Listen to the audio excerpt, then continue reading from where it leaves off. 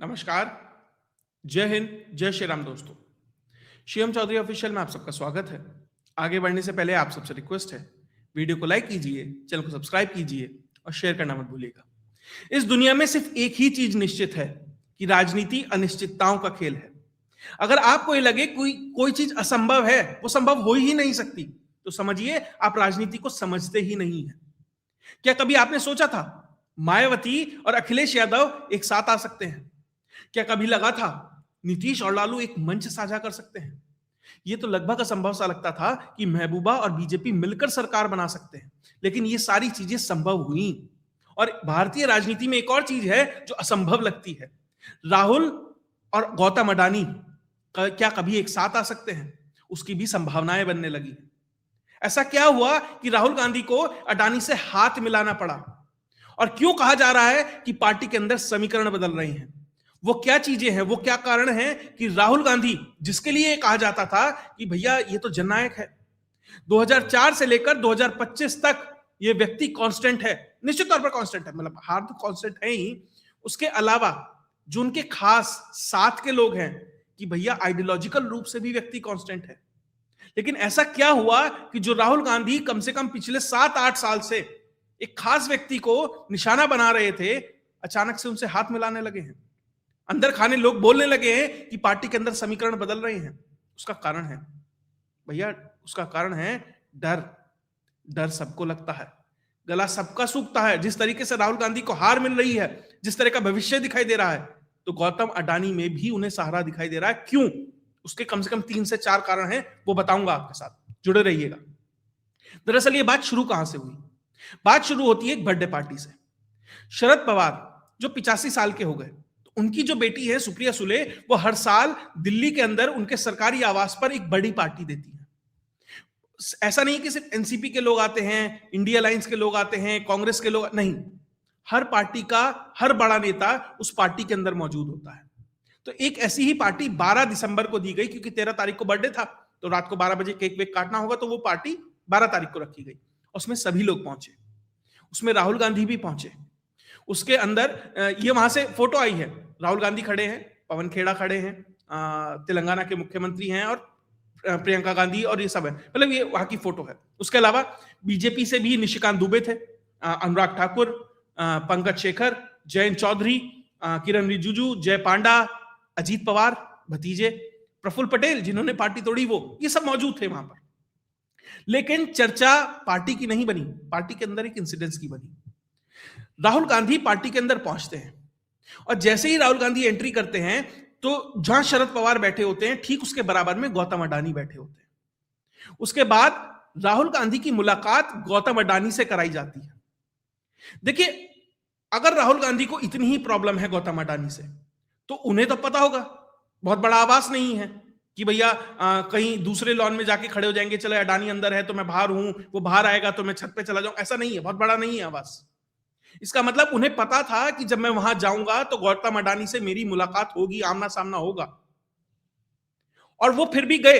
हो सकता है वो ये कह सकते थे भैया वो 10 बजे निकल जाए तो बता देना, मैं उसके बाद जाऊंगा। नहीं, वो इंटेंशनली वहां ले जाया गया, उनकी मुलाकात कराई गई। अब लोग कह रहे हैं कि बर्थडे पार्टी में गए, आमना सामना हो गया जी, क्या बात हो गई? नहीं, इंटेंशनली चीजें हो रही हैं। क्यों? वो जानना बहुत महत्वपूर्ण है। जब राहुल गांधी वहां पहुंचते हैं तो गौतम अडानी बराबर में बैठे होते हैं, वो खड़े होते हैं, दोनों की मुलाकात होती है और हाथ मिलाए जाते हैं। और वहां पर जैसे ही ये कार्यक्रम हो रहा होता है, क्योंकि बहुत सारे गेस्ट वहां पर होते हैं, बीजेपी के भी लोग होंगे, तो सुप्रिया सुले सुनिश्चित करती हैं, शरद पवार की बेटी, कि फोटो ना हो, फोटो ऑफ ना हो पाए, क्योंकि अगर ये फोटो बाहर आ गई तो दिक्कत हो जाएगी। जैसे गालवान के समय राहुल गांधी की फोटो चाइनीज एम्बेसडर के साथ आ गई थी, तो वो इसे भली बात ही समझती है, कांग्रेस ही समझे ना समझे, कि ये फोटो बाहर नहीं आनी चाहिए। और लेकिन यहां पर वो मुडानी वाले साहब भी मौजूद थे, वो पवन खेड़ा आपको दिखाई दे रहे हैं। ये महत्वपूर्ण क्यों है कि राहुल गांधी की ये फोटो नहीं आनी चाहिए? राहुल गांधी का पूरा कैंपेन लगभग पिछले 5-6 साल से क्या रहा है कि ये मोदी की जो सरकार है वो सूट बूट की सरकार है। प्रधानमंत्री नरेंद्र मोदी अडानी और अंबानी से पैसे लेते हैं, और उनके पैसे, उसी क्रोनी कैपिटलिज्म पर यह सरकार चल रही है। देखिए, उनका निशाना असल में अडानी है, अंबानी कभी नहीं है।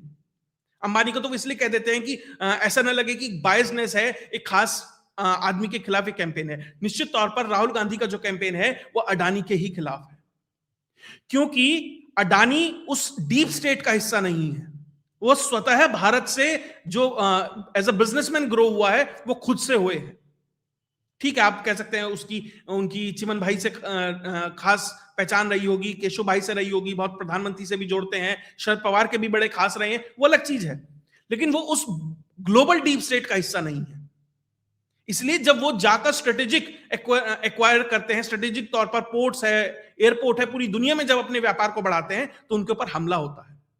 और यही राहुल गांधी उसी हमला, उसी हिंडनबर्ग की रिपोर्ट को कह लीजिए, उसको लेकर अडानी के ऊपर हमलावर रहते हैं।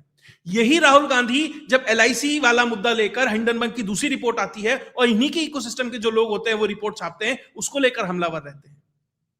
और स्थिति यहां तक आ गई थी कि जब अडानी इन्वेस्टमेंट कर रहा था तेलंगाना के अंदर, लगभग जो तेलंगाना में यंग इंडिया स्किल यूनिवर्सिटी बन रही थी, उसके लिए अडानी फाउंडेशन ने 100 करोड़ का चंदा दिया। तो उसके बाद हल्ला मच गया कि भैया क्यों हो रहा है, पैसे वापस करा दिए गए।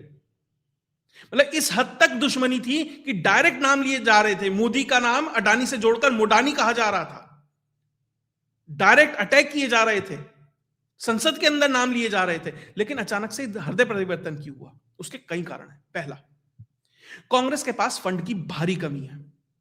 जहां 2019 में ऑफिशियली जो कांग्रेस है उसके खाते में 325 करोड़ रुपए थे, वो मात्र घटकर 133 करोड़ रह गए।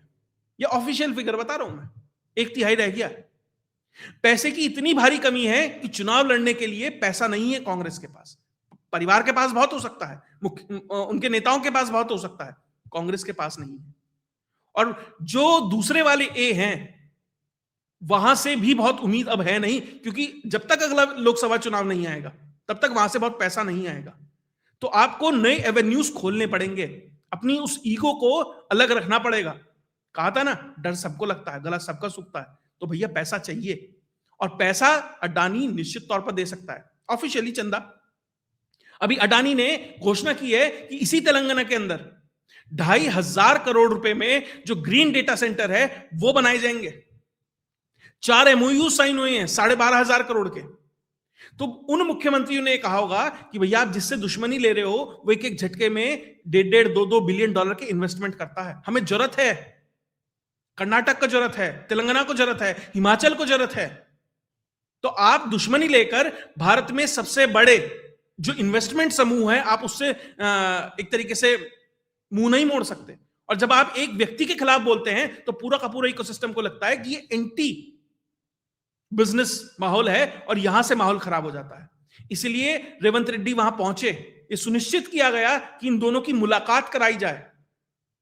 इसलिए जो बहुत से पत्रकार हैं अंदरूनी, वो कह रहे हैं कि समीकरण बदल रहे हैं। समीकरण बदलने का एक और कारण है, गुजरात चुनाव आने वाला है।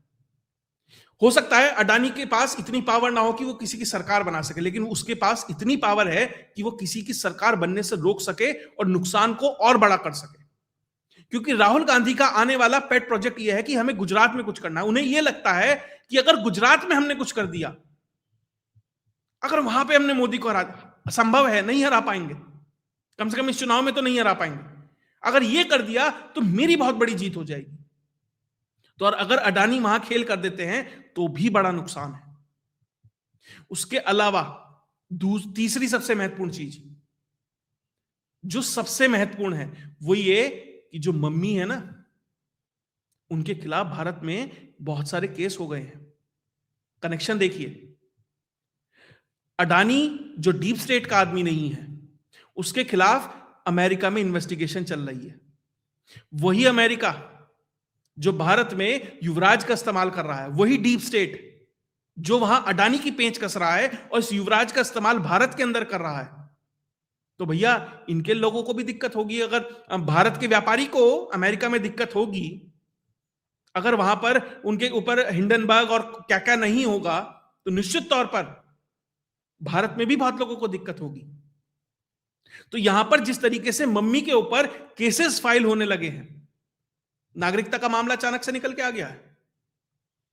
उसके अलावा नेशनल हेराल्ड में जिस तरीके से जांच आगे बढ़ रही है, अब तो ईडी खुद सुब्रमण्यम स्वामी को अलग कर इन्वॉल्व हो रही है। तो भैया अगर वहां पर किसी भारतीय को दिक्कत होगी तो भारत में भी किसी ऐसे व्यक्ति को दिक्कत होगी जो उनको रिप्रेजेंट कर रहा है। और भैया की सिटीजनशिप का मुद्दा तो बिल्कुल लास्ट फेज में है। तो जो बार्गेनिंग है ना कि ठीक है साहब हम उन्हें समझा देंगे, वो कुछ नहीं करेंगे आपके खिलाफ, या वो मैसेज पहुंचा देंगे, आप भी मैसेज पहुंचा दीजिए खास जगह तक कि हमारे खिलाफ भी कुछ ना हो। तो क्या उस तरफ ये चीजें बढ़ रही हैं, इसलिए कहा जा रहा है कि समीकरण बेहतर किए जा रहे हैं। अब अपनी जान पे पढ़ाई है। अब तक तो ये ठीक था, खुला कहो अरे ये चोर वो चोर कह के निकल जाइए, हम तो राजा हैं, क्या फर्क पड़ता है किसी को। लेकिन जब राजा के गिरेबान तक हाथ पहुंचा, जब राजा को ये समझ आने लगा कि अब ये जो मानसिकता है इससे काम नहीं चलेगा, सत्ता हाथ में है नहीं, और जो हमारे पिछले कुकर्म है, जो हमने कार्य कांड किए हुए हैं, वो अब खुलने लगे हैं, तो डर लगने लगा है। इसलिए क्या अडानी से दोस्तियां बढ़ाई जा रही हैं, और क्या ये मैसेज उस दूसरे ए को भी है कि भैया ऐसा है, टेकन फॉर ग्रांटेड मत लेना, ध्यान रखते रहना। ऐसा नहीं है कि 24 में चुनाव आया तो टेम्पो भेज दिए और 29 में चुनाव आया तो टेम्पो भेजोगे, बीच में भी हमें जरूरत पड़ती है। तो हम यहां से भी हम ऑप्शन खोल सकते हैं। और चौथा, जिस तरीके से राहुल गांधी लगातार चुनाव हार रहे हैं और प्रियंका गांधी धीरे धीरे अब अपने आप को असर्ट करने लगी, धीरे धीरे पार्टी में एक एक पायदान ऊपर बढ़ रही हैं, और पार्टी में जितने भी पैसे वाले लोग हैं वो दीदी के खेमे में है। डीके शिव कुमार हो, रेवंत रेड्डी हो, भूपेश बघेल हो, सचिन पायलट हो, ये सारे वो लोग हैं जिनके पास ठीक ठाक पैसा है या पैसा जनरेट करने की कैपेसिटी है। ये सब प्रियंका दीदी के गैंग के हैं। कल को कू होता है तो भैया उस युद्ध को लड़ने के लिए साजो सामान चाहिए, तो नए एवेन्यूज खोले जाएं।